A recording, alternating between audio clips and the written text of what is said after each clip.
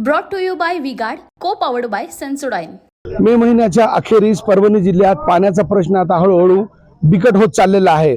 परभणी जिल्ह्यातील जिंतूर तालुक्यामध्ये पाण्याची भीषण अशी टंचाई निर्माण झालेली आहे। खरं तर कोसळी या गावात मी आहे आणि आपण पाहू शकता या ठिकाणी विहीर आहे। 12,000 लोकसंख्या वस्ती असलेला हा गाव आहे आणि या 12,000 लोकांच्या पिण्याच्या पाण्याचा साठी एकच स्रोत आहे हा विहीर गावामध्ये आहे आणि विहिरीचं पाणी आटलेलं आहे। मात्र 3 किलोमीटर लांब या ठिकाणाहून पाईपलाईन करून या विहिरीमध्ये पाणी सोडलं जात आहे आणि या ठिकाणी नागरिक जे आहेत ते या ठिकाणी अगदी सकाळपासून या ठिकाणी येऊन पाणी भरण्यासाठी गर्दी करत आहेत। या पाण्याचं आपण पाहिलं तर अगदी थेंब थेंब पाणी हे या विहिरीत संकलित करण्यात येतो आणि इथून सगळे ग्रामस्थ आपापल्या घरी पाणी येण्यासाठी गर्दी करतायत। 12,000 लोकसंख्या असलेला वस्ती आहे, मात्र एकच या ठिकाणी स्रोत आहे आणि तो आहे ही विहीर। नेमकं पाण्याची अडचण कशी होते आपण ग्रामस्थांकडून जाणून घेऊया। देखिए, उनका काम है अफवाह से गर्मी बढ़ाना और हमारा काम है माहौल को ठंडा रखना। हमारा नेता कैसा हो जो माहौल को रखे ठंडा वैसा हो। अब की बार वी गॉट एयर कूलर का चमत्कार। माझ्यासोबत काही ग्रामस्थ आहे। बाई काय सांगाल, पाण्याची कशी टंचाई आहे तुम्हाला? इथं पाणी टंचाई खूपच आहे। पाणी इथं बरेच दिवसापासून 3 किलोमीटरहून येते, पण इथं दुसरीकडे काही विकत पाणी नाही कुठलं। फक्त हे जे सरकारी पाणी योजनेतलं पाणी काय दुसरीकडे कुठलं काही विकत पाणी काहीच नाही। समजा लाईट गेली 2 दिवस पाहत नाही त्याला। एकच आहे विहीर या विहिरीतून आणि गावाची लोकसंख्या 12,000 आहे। मग कसं भागते सगळ्या गाव ग्रामस्थांचं? काय जरा जरा निघे थोडं दोन दिवस लाईट झाली, पंचायत येऊन पाहत नाही त्याला, काही नाही पाणीच पाहत नाहीत। बुडाला पाणी इकडे जाणार 10 रुपये जार एक असं आहे।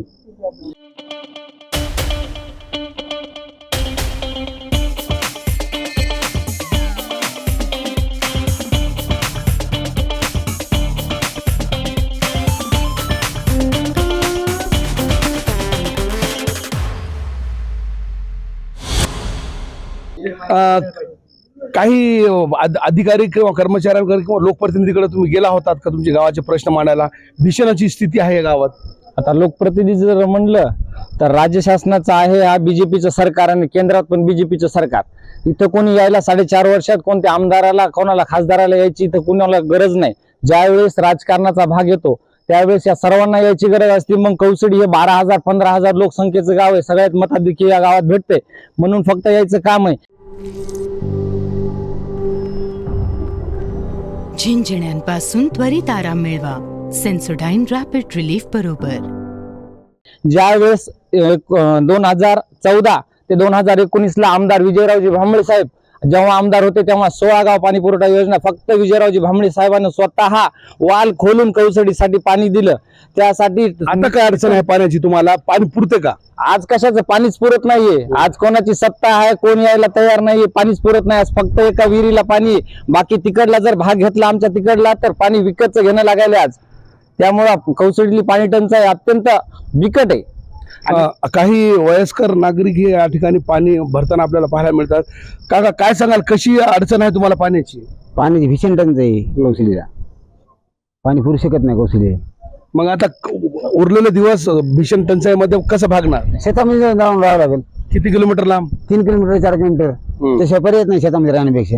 गावी पाण्याचं दुसरं काहीच सुविधा नाही, सुविधाच नाही गावातून। लोकप्रतिनिधी कोणी येऊन पाहायला तयार नाही, कोणी काही नाही। काय सांगाल, तुमची काय परिस्थिती आहे? कौसडी गावामध्ये गेल्या 10 ते 15 वर्षापासून जे वर्षापूर्वी जी पाईपलाईन होती 16 गाव योजनेची, परंतु तिथलं पाणी मधल्या 4-5 वर्षामध्ये शेवटच्या 2 महिन्यामध्ये पुरवल्या जायचं, परंतु नंतर पाणी परत तिथले जे लाईट बिलचा प्रश्न आहे तर लाईट बिलच्या प्रश्नामुळं शेवटी 15 दिवस महिनाभर पाणी भेटायचं, परत पुन्हा लाईट बंद व्हायची, परत पाणी नाही भेटायचं। जसं परभणीमध्ये आज लाईटच्या प्रश्नामुळे पाणी बंद आहे, तीच अवस्था इथे सुद्धा 16 गाव योजनेची होती।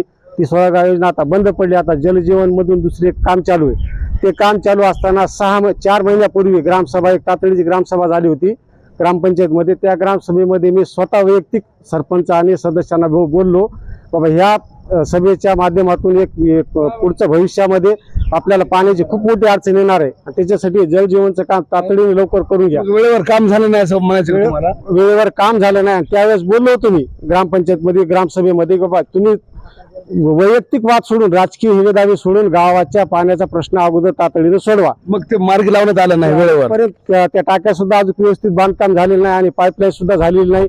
आणि आज जी येणारी नव्हती वेळ ती आज गावावर येऊन ठेपलेली आहे आणि गावकरी पाण्यापायी खूप त्रस्त आहेत. आज पिण्याच्या पाण्याची तुम्ही अवस्था बघताय. जे पाणी वापरासाठी सुद्धा वापरू शकत नाही आपण, पाणी गुळणा सुद्धा करू शकत नाही, ते पाणी आज आपल्याला पिण्यासाठी वापरावं लागेल. तर एकूणच ही परिस्थिती पूर्ण तालुक्यामध्ये अशीच परिस्थिती आहे. वयस्कर नागरिक असो किंवा उन्हाळी सुट्ट्या लागलेले शाळकरी विद्यार्थी, त्यांचा दिवस पूर्ण पाणी भरण्यासाठी जात आहे.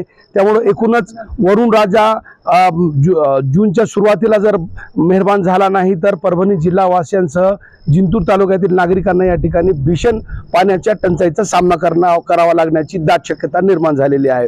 तुर्तास ग्रामस्थ नागरिक भर उन्हाळ्यात अगदी सकाळपासून पाणी भरण्यासाठी अर्धा दिवस घालत आहेत. कॅमेरा पर्सन किशन इक्करसह Nazir Khan, TV9 Marathi, Kausadi, Jintur, Parbhani. Brought to you by V-Guard, co-powered by Sensodyne.